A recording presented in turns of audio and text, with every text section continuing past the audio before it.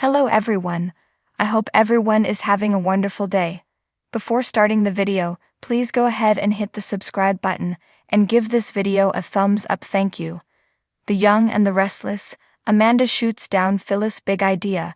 Holden tries to coax information from Claire, and Sally worries about Phyllis' threats. All products and services featured are independently chosen by editors.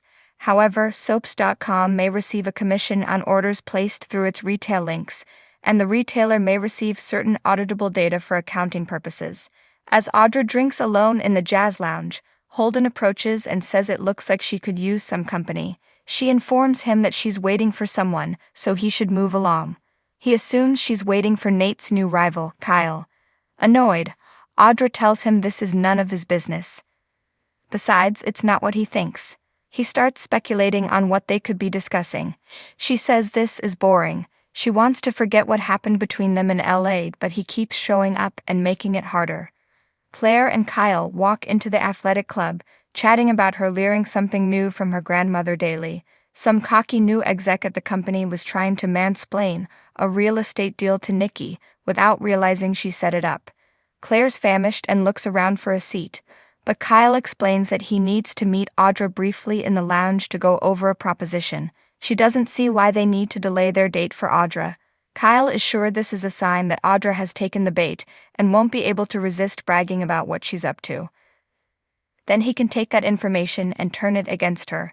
Kyle's sure this is the simplest way to neutralize Audra. Claire seems unconvinced and wonders if she should tag along and referee. Her boyfriend would love that, but is sure that Audra will be more candid if it's one-on-one. That's what has Claire worried. Kyle promises there is nothing to worry about and he'll be back before she knows it. Entering the lounge, Kyle spots Audra and Holden together. When he interrupts, Audra explains they both live at the club, so it's hard not to cross paths. Holden takes the hint and heads upstairs. Kyle assumes that Holden is still eager to revive his business history with Audra. She suggests he not read anything into that. Kyle admits he was surprised by her text, especially since she keeps warning him that she will blow him out of the water. "I just love to shake things up," Audra says. She explains there is already a lot of buzz about how Vibrant could be a real game-changer for the industry. Kyle hasn't been hearing it. Audra explains that if they're smart, they can control the narrative by playing up the competition between their companies. "We make it the perfume war of the century," she suggests. Everyone will want to check out the products in the battles for beauty. They can exploit their acrimonious past and be the new McDonald's versus Burger King, hiring influencers to argue about them. Kyle admits this is intriguing, but it benefits Vibrant, not Jabut.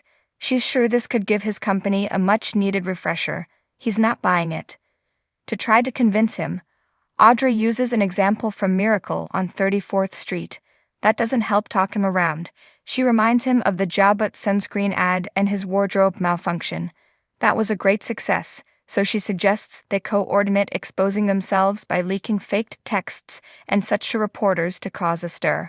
Kyle agrees to think about it, but urges her not to pop the champagne. "I'm putting the bottle on ice," she assures. At the club bar, Claire sighs and orders a Vesper. Passing by, Holden spots her and asks if he can join her. He's happy to see her drinking a Vesper. They order another one and Holden wonders why Kyle is drinking with Audra while she's up here. He questions her boyfriend meeting with someone he is supposed to be in competition with. Claire says she has no idea. They keep their personal and professional lives separate. Holden asks if Kyle and Audra ever had a non-professional relationship. Claire wonders why he's so interested. He's vague. Sipping her drink, she suggests perhaps he's jealous of Kyle and Audra. Holden claims he's just a curious guy. When he asks what it's like to be the granddaughter of the great Victor Newman, she groans, but confesses that Victor adores his family and would take a bullet for any of them. She loves him dearly. Holden brings up Victor's long rivalry with the Abbotts and guesses he can't be happy about her dating Jack's son. Before Claire can respond, Kyle and Audra arrive and ask if everything is okay. Claire says everything is fine. Holden says he doesn't like to drink alone. Or let a woman drink alone, Audra adds. After a few snipes between the men, Claire declares she's even hungrier than before their meal was interrupted. Audra apologizes for stealing Kyle. As Audra Claire snaps that Holden chases her into the foyer. He asks her to clarify if she's actually planning to work with Kyle or set him up to fail. Back at the bar, Claire assures Kyle that she's fine. Holden just asks a lot of questions and thinks he knows the answers. He fills her in on the idea that Audra pitched to him. She doesn't think it's such a bad idea. Kyle agrees, but he has no desire to help his ex succeed, and he knows Audra doesn't want to help Jabba.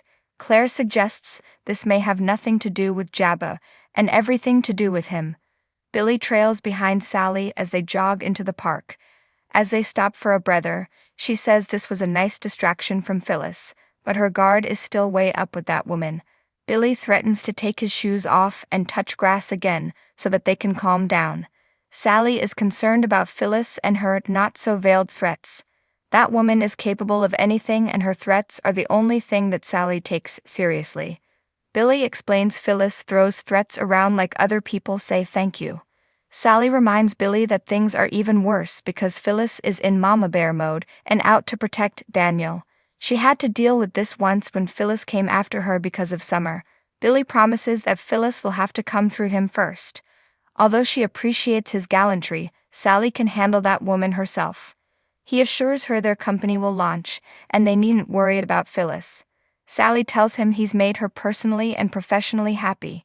She's glad she has a stake in what they are trying to accomplish. That's why she wants to focus on the good. If Phyllis pushes her, she will push back hard. On Crimson Light's patio, Phyllis spots Amanda talking on the phone to Dumas and hangs back to eavesdrop. Amanda tells her boss that the Winters family are not backing away from their demands to speak to him. When she gets off the line, she turns and finds Phyllis smiling at her. It sounds like she's not the only one looking for an audience with the mysterious man. The lawyer doesn't appreciate her spying. Her friend says it was just serendipity and begs again for a chance to speak to Dumas, confident she can change his mind. Amanda will not risk her new and lucrative job for her. As they get a table, Phyllis asks why this Dumas guy is obsessed with hiding in the shadows. Her friend shoots back by asking why she's obsessed with going after him.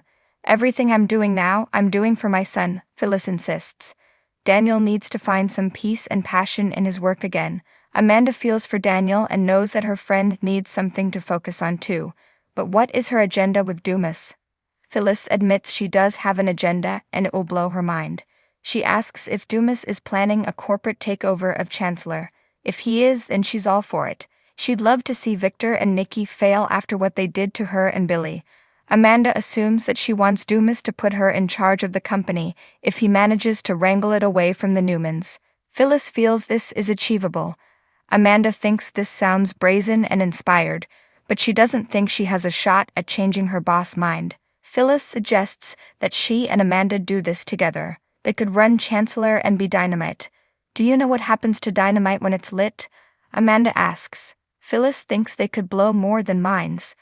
Amanda is happy with what she's doing and wants to remain stable. Phyllis tries to spin other ways they could blow, but this isn't convincing the lawyer, who has no desire to be the head of legal at Chancellor again. We would rock, Phyllis persists. Phyllis slouches in her chair as Billy and Sally walk in. Sally checks her phone as Phyllis snaps at Billy for all his wellness checks and accuses Spectra of knifing her in the back.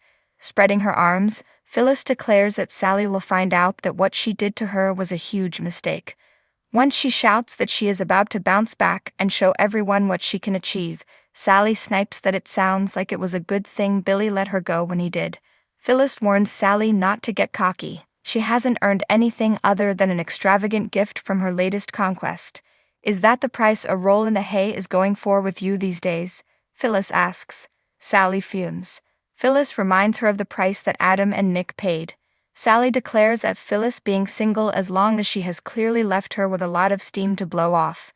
Billy tries to calm everyone and Phyllis keeps warning that what she has planned will blow everyone out of the water.